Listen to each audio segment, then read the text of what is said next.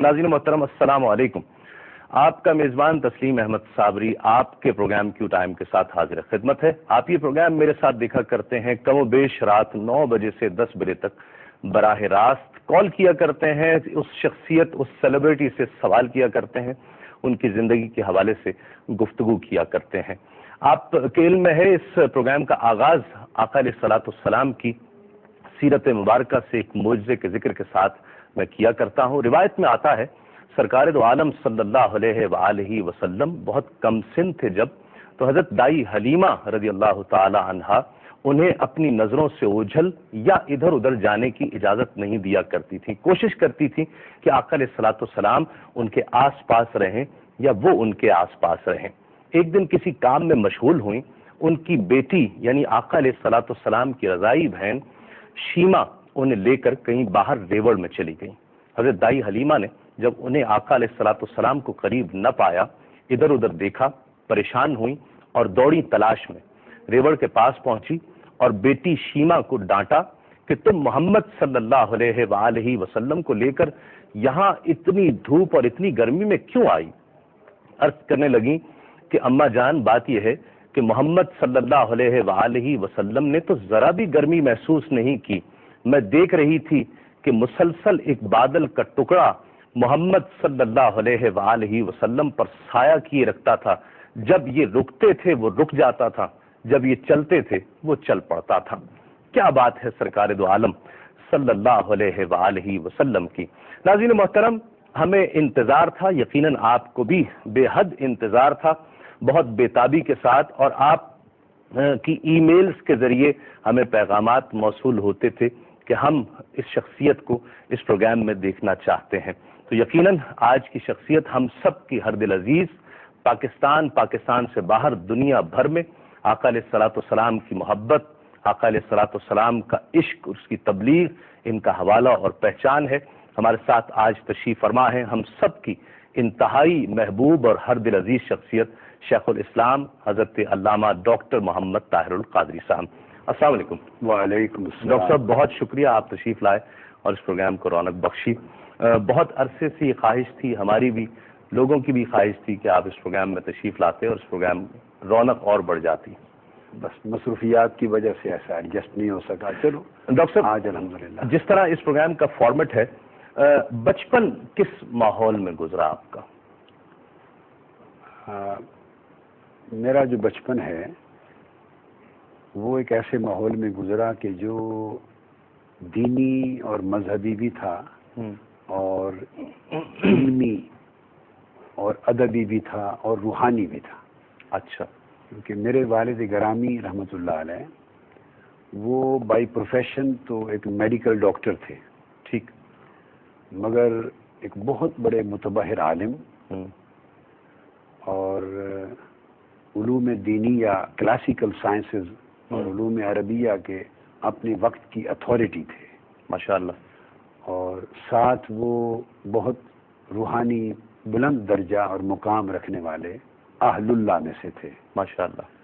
اور انہوں نے بعد میں ان کے بارے میں اگر کوئی سوال آئے گا تو میں پھر آگے بتاؤں گا. آپ نے ان کی وہ پھر والدہ ماجدہ کا, تو اس کی وجہ سے وہ سارا ایک ماحول جو گھر میں تھا تو اس میں علم و ادب بھی تھا, اخلاق و روحانیت بھی تھی, دینی اقدار بھی تھی, اور چونکہ بائی پروفیشن ڈاکٹر تھے تو اس لحاظ سے ماڈرنزم اور ماڈرنٹی کا جو ایک جدید علوم ہیں ان کا رجحان اور اس کا بھی تھا. تو یہ ایک ایسا ماحول تھا جو ہمہ گیر اور ہمہ جہت شخصیت کے پرورش میں ممد اور معاون ثابت ہوتا ہے. اچھا ڈاکٹر صاحب, جس طرح جب بھی کوئی شخص بات کرتا ہے تو اس کے چہرے کے تاثرات, اس کی کیفیات کا پتہ بتا دیتے ہیں. جس جذب و کیف سے آپ نے اپنے بچپن کا, اپنے والد اپنی والدہ کا جس محبت سے ذکر کیا, پوچھنا یہ چاہتا ہوں, یقیناً اس کے اثرات آج تک موجود ہیں. یقیناً بچپن انسان کی زندگی میں کتنا اہم ہوتا ہے؟ صابری صاحب, حقیقت یہ ہے کہ صرف اہم نہیں ہوتا. بچپن یعنی آپ سمجھ لیں کہ پیدائش کے بعد کم و بیش 10 12 14 سال کی عمر تک کا جو یہ ابتدائی حصہ ہے یہ ڈیسائسو ایج ہوتی ہے کسی بھی شخصیت کی فیوچر کی ڈیولپمنٹ کی. جس ماحول میں اس کو بچپن گزرے گا پوٹینشیل کچھ تو اللہ رب العزت کی طرف سے جینیٹک ٹرانسفارمیشن میں اس کو مل جاتے ہیں. جینیٹک جو کچھ اس کو ملنا ہے وہ ایک طرف مل گیا, مگر پھر ان کو ڈیولپ کرنا, ان کی نرشمنٹ ہے اور اس ماحول میں ان کو پالش کرنا, پھر ان کے رجحانات کو ڈیولپ کرنا. مثلا میں ایک بات بتاتا ہوں کہ مجھے یاد نہیں ہے کہ عمر کا میرا کون سا حصہ تھا, اتنی کم سنی کی بات ہے کہ میرے والد گرامی رحمۃ اللہ علیہ نے مجھے اپنی زبان سے نماز پنجگانہ پڑھنے کا حکم دینا تو دور کی بات ہے, نماز تہجد کے لیے بھی زبان سے نہیں کہا تھا.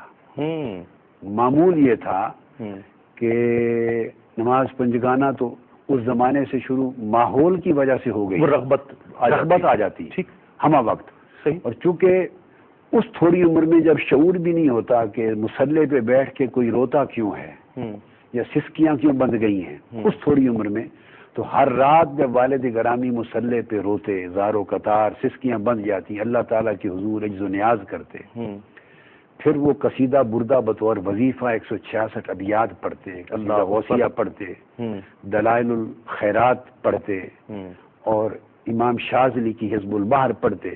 یہ چیزیں وہ تھی کہ کانوں کی سماعت کو ان سے ایک شغف ہو گیا, آشنائی ہو گئی.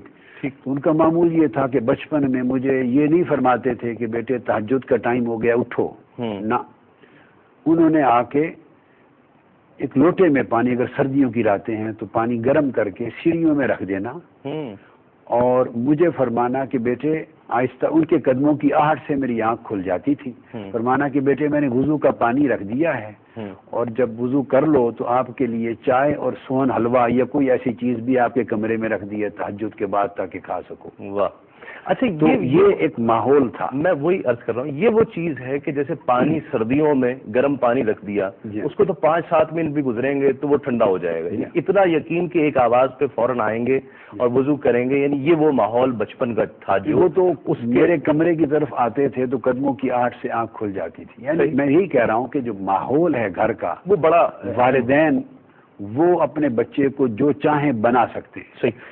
کالج میں آئے, اسکول میں آئے, یونیورسٹی میں آئے, وہاں کا ماحول تبدیل ہو جاتا ہے. گھر سے آپ نکلے, اسٹوڈنٹس آپ کے کولیگس ہیں, آپ کے دوست ہیں, باہر بھی انسان جاتا ہے. بچپن میں خواہ بہت ہی علمی, روحانی, ادبی, اسلام کھیل سے بھی منع نہیں کرتا ہے, وہ تمام روٹینز بھی ہیں, تمام مصروفیات بھی ہیں. کالج لائف اس کا کتنا اثر تھا؟ ہاں, میری زندگی میں بچپن سے لے کے زمانہ طالب علمی کے اختتام تک 2 چینل زندگی کے ساتھ ساتھ چلے ہیں اور کوئی ایک بھی دونوں میں سے منقطع نہیں ہوا. میری ساری تعلیم انگلش میڈیم سکول میں ہوئی ہے, سیکرڈ ہارٹ سکول میں. میرے والد صاحب کا ایک کانسیپٹ تھا, وہ سمجھتے تھے کہ جتنے فیوچر میں, وہ میرا ایک فیوچر دیکھتے تھے اپنی آنکھوں سے کہ عالمی سطح پر ایسٹ سے ویسٹ تک اس مقام پر وہ دیکھتے تھے اپنے ویژن میں کہ میں اسلام کی عالمی سطح پہ خدمت کرنے کے قابل ہو سکوں. کیا کیا علوم, کیا کیا فنون, کیا کیا سائنسز اور علم کے کتنے شعبجات نیسیسری ہیں, ضروری ہیں کہ ان پر میری مہارت ہو. ٹھیک. ان کو اور پھر وہ کہ طبیعت میں, شخصیت میں دین کے فہم کے لیے اعتدال ہو, جامعیت ہو, ہمہ گیریت ہو, ون سائیڈڈنس نہ ہو, ٹھیک, تاکہ انتہا پسندی نہ ہو. ٹھیک. تو یہ تھا کہ گھر کے ماحول میں علم, دین, ادب, روحانیت یہ عروج پر تھا. ٹھیک. دوسری سمت انہوں نے انگلش میڈیم سکول میں داخل کرایا تاکہ انگلش لینگویج میں بچپن سے اور میری زبان میں ایسی مہارت ہو جیسے مادری زبان ہوتی ہے. ٹھیک. پھر سائنس پڑھوں. اب سکول جاتا تو میرا انگریزی لباس ہوتا تھا, جو ہی گھر پلٹ کے آتا اس کو ہینگ کر دیتا اور شلوار قمیض اور قریشیے کی ٹوپی یہ میرے گھر کا لباس ہوتا تھا. ٹھیک.